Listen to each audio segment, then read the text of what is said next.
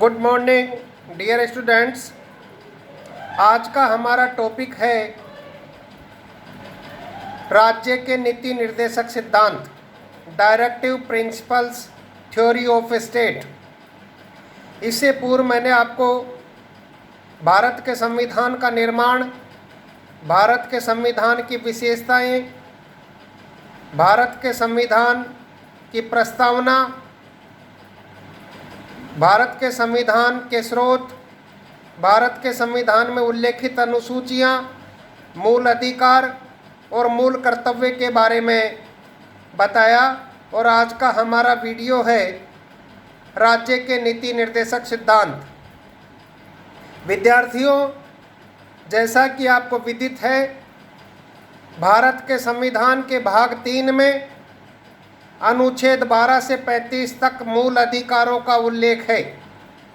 उसी क्रम में भारत के संविधान के भाग 4 के अनुच्छेद 36 से 51 तक नीति निर्देशक सिद्धांतों का उल्लेख किया है। नीति निर्देशक सिद्धांतों को हमने आयरलैंड के संविधान से ग्रहण किया है 1937 में, और आयरलैंड ने ये तत्व स्पेन से ग्रहण किए हैं। इससे पूर्व मैं आपको बताऊं कि मूल अधिकार हमने अमेरिका के संविधान से ग्रहण किए हैं, मूल कर्तव्य हमने रूस के संविधान से ग्रहण किए हैं, और नीति निर्देशक सिद्धांत हमने ऑस्ट्रेलिया के संविधान से ग्रहण किए हैं।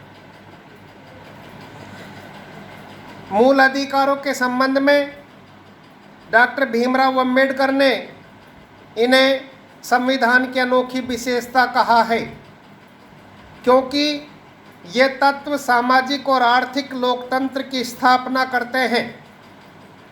इसी क्रम में इसका अर्थ है राज्य व प्रशासन के लिए संविधान द्वारा दिए गए निर्देश।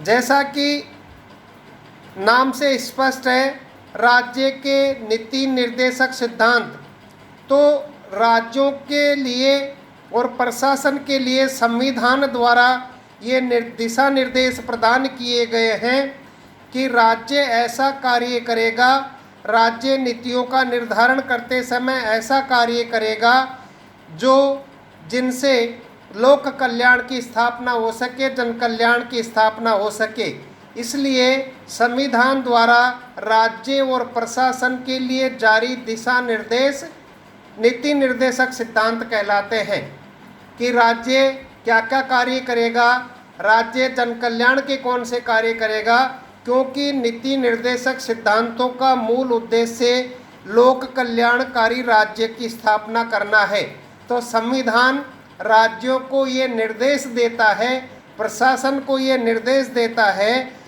कि वह ऐसे कार्य करे जिससे लोक कल्याणकारी राज्य की स्थापना हो सके।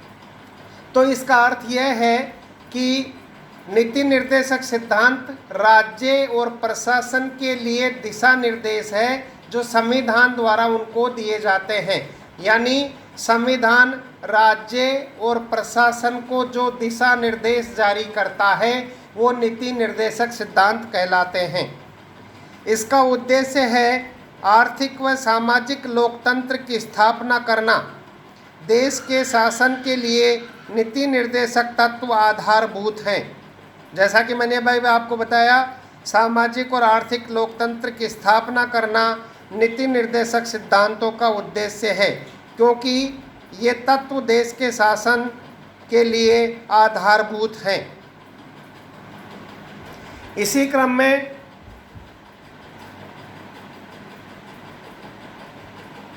नीति निर्देशक सिद्धांतों का संबंध रहा है मद्रास राज्य बनाम चंपाकर दोईराजन केस 1951, गोलकनाथ बनाम पंजाब राज्य 1967 और केशवानंद भारती बनाम केरल राज्य 1972।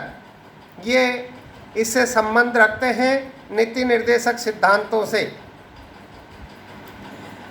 नीति निर्देशक सिद्धांतों और मूल अधिकारों में क्या अंतर है, ये भी मैं आपको इस संदर्भ में बताना चाहूँगा। मूल अधिकार राज्य के विरुद्ध व्यक्ति को प्राप्त है, जबकि नीति निर्देशक सिद्धांत राज्य के लिए दिशा निर्देश है। इसका तात्पर्य यह होता है कि राज्य के विरुद्ध व्यक्ति को मूल अधिकार प्राप्त है, यानी राज्य व्यक्ति के मूल अधिकारों में किसी तरह का कोई हस्तक्षेप नहीं करेगा। और नीति निर्देशक सिद्धांत राज्य के लिए दिशा निर्देश है, जो संविधान द्वारा राज्यों को दिशा निर्देश ये जारी किए जाते हैं कि राज्य ऐसा कार्य करे जिससे आर्थिक और सामाजिक लोकतंत्र की स्थापना हो सके, लोक कल्याणकारी राज्य की स्थापना हो सके। दूसरा है, मूल अधिकार न्याय योग्य है, जबकि नीति निर्देशक सिद्धांत न्याय योग्य नहीं है। यानी अगर मूल अधिकारों का उल्लंघन होता है तो आप माननीय न्यायालय की शरण में जा सकते हैं। और जैसा कि मैंने आपको मूल अधिकारों में बताया था, अनुच्छेद 32 के द्वारा उच्चतम न्यायालय को ये शक्ति प्राप्त है कि वह नागरिकों के मूल अधिकारों की रक्षा करे। इसी प्रकार अनुच्छेद 226 में उच्च न्यायालय को यह अधिकार है कि वह नागरिकों के मूल अधिकारों की रक्षा करे। इसलिए मूल अधिकार न्याय योग्य हैं और नीति निर्देशक सिद्धांत न्याय योग्य नहीं है। इसका तात्पर्य है कि मान लीजिए अभी कोई जन कल्याणकारी योजनाएं कार्यरत है और कोई सरकार उस कल्याणकारी योजनाओं को बंद कर देती है, तो आप न्यायालय की शरण में नहीं जा सकते। उदाहरण के लिए नरेगा कार्यक्रम को लिया जा सकता है। मान लीजिए नरेगा कार्यक्रम को सरकार बंद कर देती है, तो आप इसके विरुद्ध न्यायालय में नहीं जा सकते। इसी प्रकार राज्य सरकार द्वारा जो जारी फ्री चिकित्सा सुविधा है, अगर उसको बंद कर दिया जाए या विभिन्न तरह की आप लोगों के लिए जो छात्रवृत्तियां हैं उनको बंद कर दिया जाए, तो आप इनके खिलाफ न्यायालय में नहीं जा सकते। इसलिए मूल अधिकार न्याय योग्य है और नीति निर्देशक सिद्धांत न्याय योग्य नहीं है। तीसरा है, मूल अधिकारों में न्यायालय हस्तक्षेप कर सकता है, जबकि नीति निर्देशक सिद्धांतों में नहीं। जैसा कि मैंने भी आपको बताया कि मूल अधिकारों की रक्षा न्यायालय करता है, लेकिन नीति निर्देशक सिद्धांतों की में हस्तक्षेप न्यायालय द्वारा नहीं किया जा सकता। चौथा है, मूल अधिकार अनिवार्य है, नीति निर्देशक सिद्धांतों में बाध्यता नहीं है। यानी मूल अधिकार अनिवार्य इस रूप में है कि मूल अधिकारों की रक्षा करना राज्य के लिए अनिवार्य है। किसी भी रूप में व्यक्ति के मूल अधिकारों की अवहेलना नहीं होनी चाहिए, इसलिए मूल अधिकार अनिवार्य है।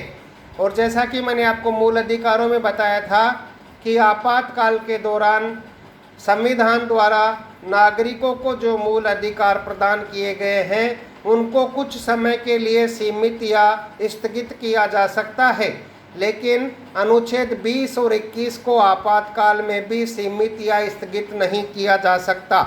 इसलिए मूल अधिकार अनिवार्य है, क्योंकि ये व्यक्ति के जीवन के लिए नितांत आवश्यक और अनिवार्य है और इससे व्यक्ति का चहुमुखी विकास होता है। इसलिए मूल अधिकार अनिवार्य है, जबकि नीति निर्देशक सिद्धांतों में इस तरह की बाध्यता नहीं है। तो ये दोनों में मुख्य अंतर था। अब भारत के संविधान में, जैसा मैंने भी आपको बताया, अनुच्छेद 36 से 51 तक